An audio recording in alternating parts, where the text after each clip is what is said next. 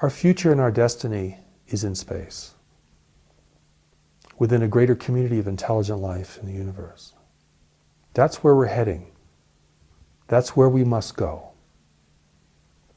We're not going to go there through our own explorations in space.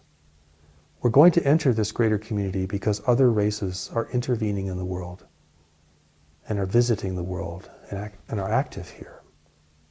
That is how we will encounter a greater community of intelligent life.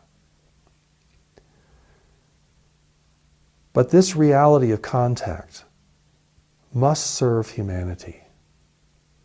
It must occur for humanity's best interests. It must be ethical from our standpoint, or we're simply being manipulated and undermined by foreign powers who will not reveal their presence or intentions to us, and who in so many ways have been giving a false impression of who they are and why they're here, promising people free energy, promising people fulfillment, promising peace, promising wise leadership,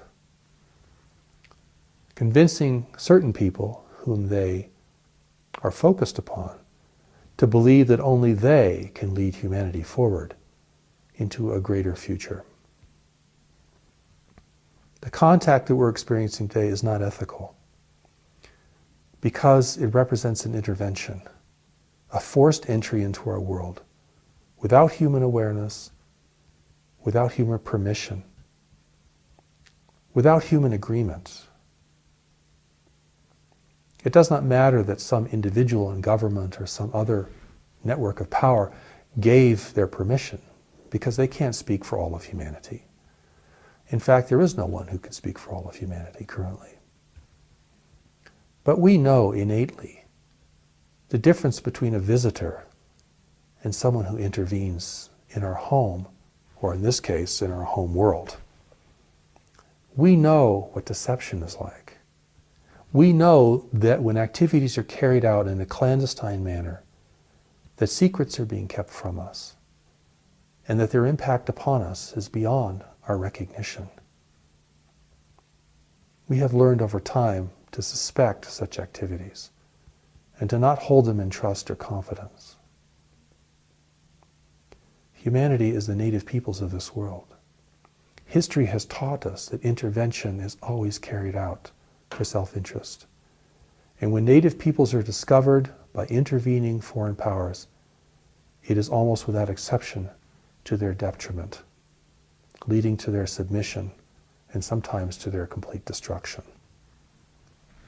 This is what history and nature has taught us about intervention. And intervention is unethical. It's a forced entry. It's a violation. And the Allies of Humanity briefings reveal that all the extraterrestrial races who are here in the world today, interfering in human affairs, are part of this intervention.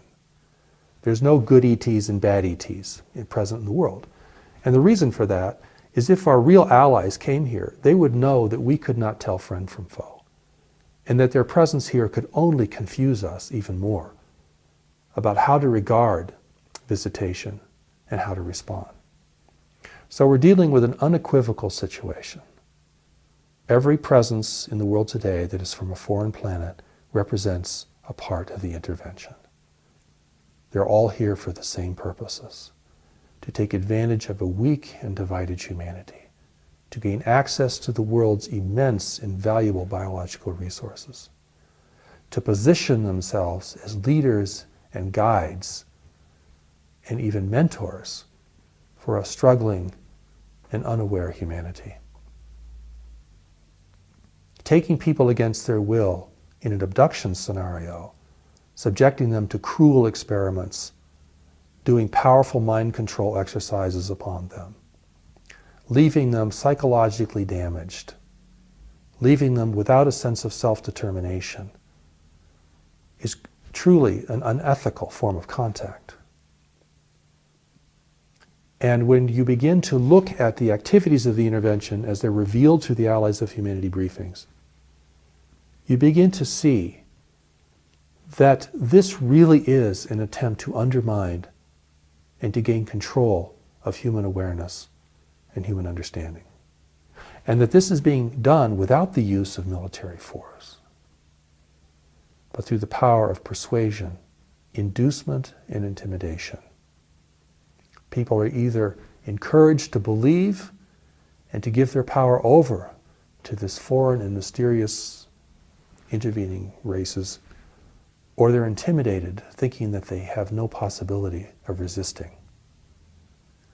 Either way, people are led to be acquiescent and to not exercise their power and authority as the native peoples of the world.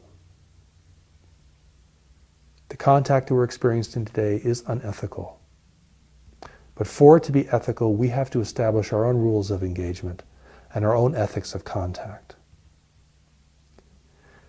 The Declaration of Human Sovereignty, which is a beautiful document that has been created by people who have been inspired and illuminated by the Allies of Humanity briefings, is giving us an idea of what a declaration of human sovereignty, a declaration where we are demonstrating what ethical contact is to us, would actually look like.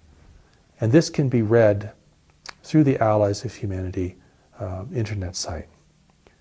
It's a very important document, and it gives us power and authority and self-determination in the universe.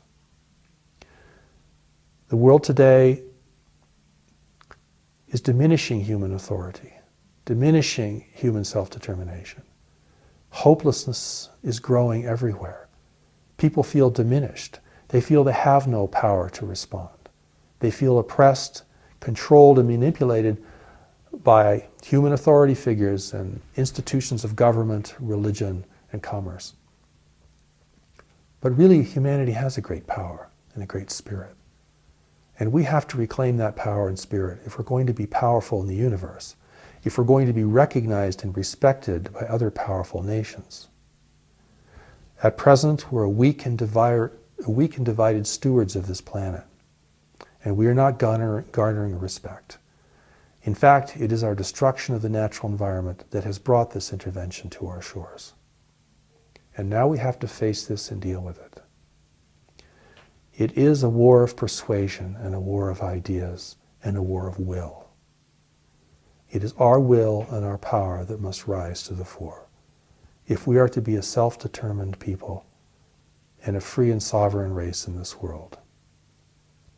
We are to maintain that and to build that and to secure that into the future as we undergo this emergence into a greater community of intelligent life in the universe.